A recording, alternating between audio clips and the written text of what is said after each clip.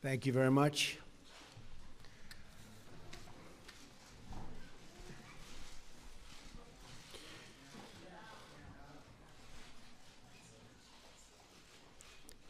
Thank you. Today I have the honor of welcoming my friend, Prime Minister Benjamin Netanyahu, to the White House.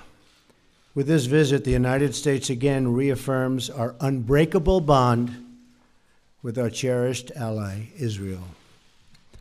The partnership between our two countries, built on our shared values, has advanced the cause of human freedom, dignity, and peace. These are the building blocks of democracy. The State of Israel is a symbol to the world of resilience in the face of oppression. I can think of no other state that's gone through what they've gone, and of survival in the face of genocide. We will never forget what the Jewish people have endured.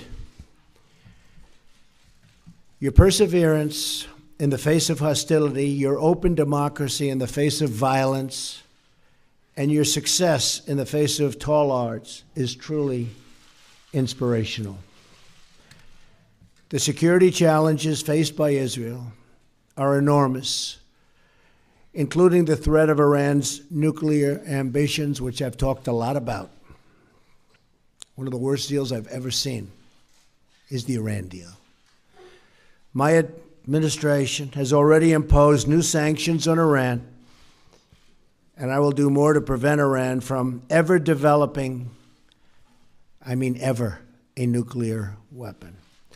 Our security assistance to Israel is currently at an all-time high, ensuring that Israel has the ability to defend itself from threats, of which there are, unfortunately, many.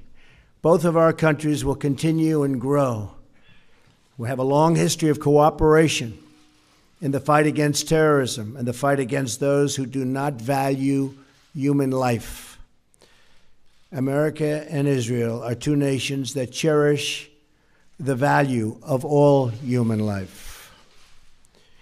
This is one more reason why we reject unfair and one-sided actions against Israel at the United Nations, which has treated Israel, in my opinion, very, very unfairly, or other international forums, as well as boycotts that target Israel.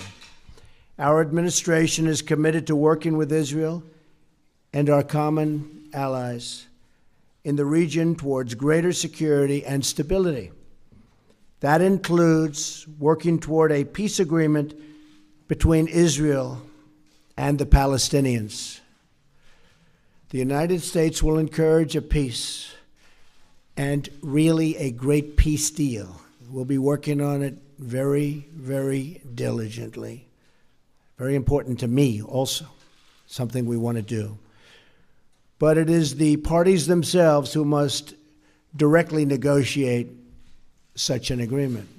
We'll be beside them. We'll be working with them. As with any successful negotiation, both sides will have to make compromises. You know that, right? Both sides.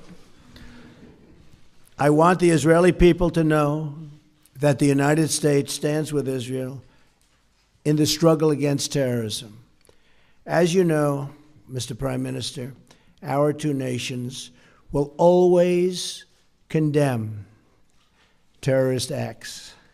Peace requires nations to uphold the dignity of human life and to be a voice for all of those who are endangered and forgotten. Those are the ideals to which we all and will always aspire and commit.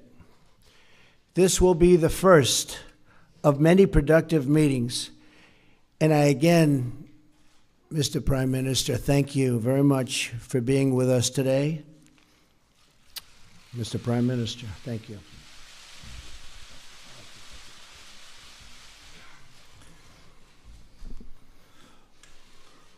President Trump, thank you for the truly warm hospitality you and Melania have shown me, my wife Sarah, our entire delegation. I deeply value your friendship. To me, to the State of Israel, it was so clearly evident in the words you just spoke.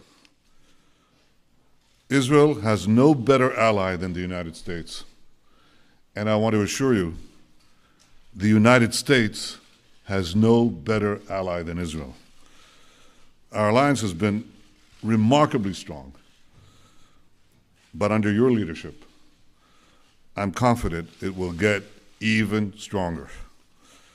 I look forward to working with you to dramatically upgrade our alliance in every field, in security, in technology, in cyber and trade, and so many others, and I certainly welcome your forthright call to ensure that Israel is treated fairly in international forums, and that the slander and boycotts of Israel are resisted mightily by the power and moral position of the United States of America. As you have said, our alliance is based on a deep bond of common values and common interests. And increasingly, those values and interests are under attack by one malevolent force: radical Islamic terror. Mr. President, you've shown great clarity and courage in confronting this challenge head-on. You call for confronting Iran's terrorist regime, preventing Iran from realizing this terrible deal into a nuclear arsenal. And you have said that the United States is committed to preventing Iran from getting nuclear weapons. You call for the defeat of ISIS. Under your leadership, I believe we can reverse the rising tide of radical Islam. And in this great task, as in so many others, Israel stands with you, and I stand with you. Mr. President, in rolling back militant Islam, we can seize an historic opportunity. Because for the first time in my lifetime, and for the first time in the life of my country, Arab countries in the region do not see Israel as an enemy, but increasingly as an ally. And I believe that under your leadership, this change in our region creates an unprecedented opportunity to strengthen security and advance peace. Let us seize this moment together. Let us bolster security. Let us seek new avenues of peace. And let us bring the remarkable alliance between Israel and the United States to even greater heights. Thank you, Mr. President. Thank you. Again, thank you.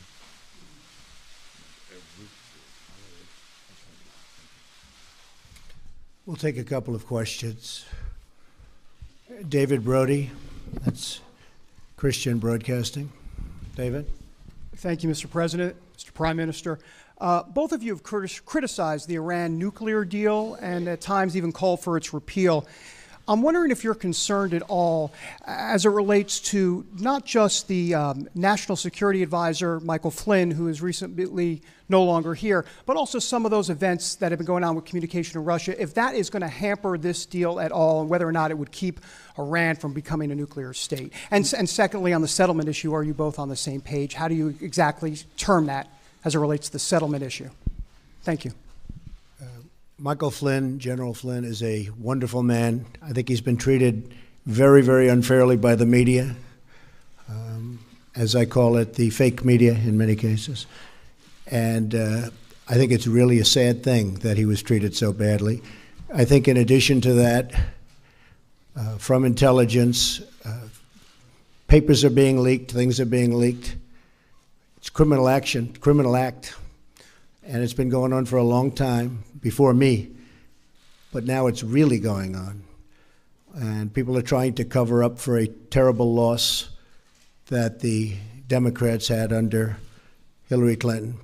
I think it's very, very unfair what's happened to General Flynn, the way he was treated, and the documents and papers that were illegally, I stress that, illegally leaked. Very, very unfair. As far as settlements, I'd like to see you hold back on settlements for a little bit.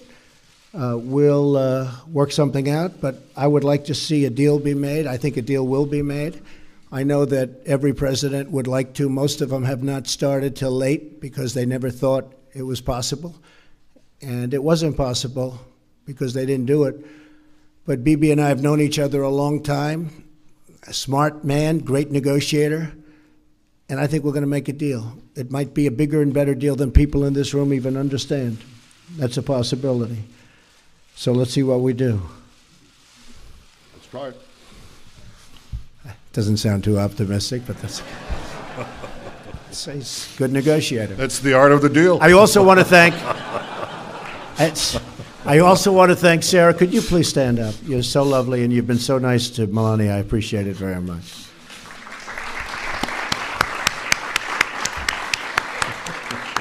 Thank you. Your turn. Was it Udi Segal? Yeah, please, go ahead. Thank you very much. Mr. President, in your vision for the new Middle East peace, are you ready to give up of the notion of two-state solution that was adopted by previous administration? And will you be willing to hear different ideas from the prime ministers, as some of his partners are asking him to do, for example, annexation of parts of the West Bank and unrestricted settlement constructions? And one more question, are you going to fulfill your promise to move the U.S. Embassy in Israel to Jerusalem, and if so, when? And Mr. Prime Minister, did you come here tonight to tell the President that you are backing off the two-state solution? Thank you. So I'm looking at two-state and one-state, and I like the one that both parties like. I'm very happy with the one that both parties like. I can live with either one. I thought for a while the two-state looked like it may be the easier of the two. But honestly, if Bibi and if the Palestinians, if Israel and the Palestinians are happy, I'm happy with the one they like the best. As far as the embassy moving to Jerusalem, I'd love to see that happen. We're looking at it very, very strongly. We're looking at it with great care, believe me. And we'll see what happens. Okay? Thank you. I read yesterday that an American official said that if you ask 5 people what 2 states would look like, you'd get 8 different answers. Well, Mr. President, if you asked 5 Israelis, you'd get 12 different answers. But rather than deal with labels, I want to deal with substance. It's something I've hoped to do for years in a world that's absolutely fixated on labels and not on substance. So here's the substance. There are 2 prerequisites for peace that I laid out several years ago, and they haven't changed. First, the Palestinians must recognize the Jewish state. They have to stop calling for Israel's destruction. They have to stop educating their people for Israel's destruction. Second, in any peace agreement, Israel must retain the overriding security control over the entire area west of the Jordan River, because if we don't, we know what will happen. Because otherwise, we'll get another radical Islamic terrorist state in the Palestinian areas, exploding the peace, exploding the Middle East. Now, unfortunately, the Palestinians vehemently reject both prerequisites for peace. First, they continue to call for Israel's destruction inside their schools, inside their mosques, inside the textbooks. You have to read it to believe it. They even deny, Mr. President, our historical connection to our homeland. And I suppose you have to ask yourself, why are Jews called Jews?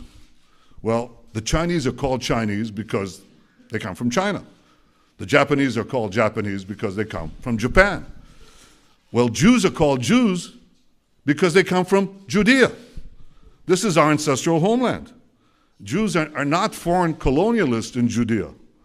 So unfortunately, the Palestinians not only deny the past, they also poison the present. They name public squares in honor of mass murderers who murdered Israelis, and I have to say, who also murdered Americans. They pay monthly salaries to the families of murderers, like the family of the terrorist who killed Taylor Force, a wonderful young American, a West Point graduate, who was stabbed to death while visiting Israel. So this is the source of the conflict. The persistent Palestinian refusal to recognize a Jewish state in any boundary, this persistent rejectionism, that's the reason we don't have peace. Now that has to change. I want it to change. Not only have I not abandoned these two prerequisites of peace, they've become even more important because of the rising tide of fanaticism that has swept the Middle East and has also, unfortunately, infected Palestinian society. So I want this to change. I want those two prerequisites of peace, substance, not labels. I want them reinstated. But if anyone believes that I, as Prime Minister of Israel, responsible for the security of my country, would blindly walk into a Palestinian terrorist state that seeks the destruction of my country, they're gravely mistaken. The two prerequisites of peace, recognition of the Jewish state, and Israel's security needs west of the Jordan, they remain pertinent. We have to look for new ways, new ideas on how to reinstate them and how to move peace forward. And I believe that the great opportunity for peace comes from a regional approach, from involving our newfound Arab partners in the pursuit of a broader peace and peace with the Palestinians. And I greatly look forward to discussing this in detail with you, Mr. President, because I think that if we work together, we have a shot. And we have been discussing that, and it is something that is very different, hasn't been discussed before, and it's actually a much bigger deal, a much more important deal in a sense. It would take in many, many countries, and it would cover a very large territory. So I didn't know you were going to be mentioning that, but that's now that you did, I think it's a terrific thing. And I think we have some pretty good cooperation from people that in the past would never, ever have even thought about doing this. So we'll see how that works out. Okay. Katie from Town Hall. Where's Katie? Right there. Katie? Thank you, Mr. President. You said in your earlier remarks that both sides will have to make compromises when it comes to a peace deal. You've mentioned a halt on settlements. Can you lay out a few more specific compromises that you have in mind, both for the Israelis and for the Palestinians? And Mr. Prime Minister, what expectations do you have from the new administration about how to either amend the Iran nuclear agreement or how to dismantle it altogether, and how to overall work with the new administration to combat Iran's increased aggression, not only in the last couple of months, but the past couple of years as well? It's actually an interesting question. I think that the Israelis are going to have to show some flexibility, which is hard. It's hard to do. They're going to have to show the fact that they really want to make a deal. I think our new concept that we've been discussing actually for a while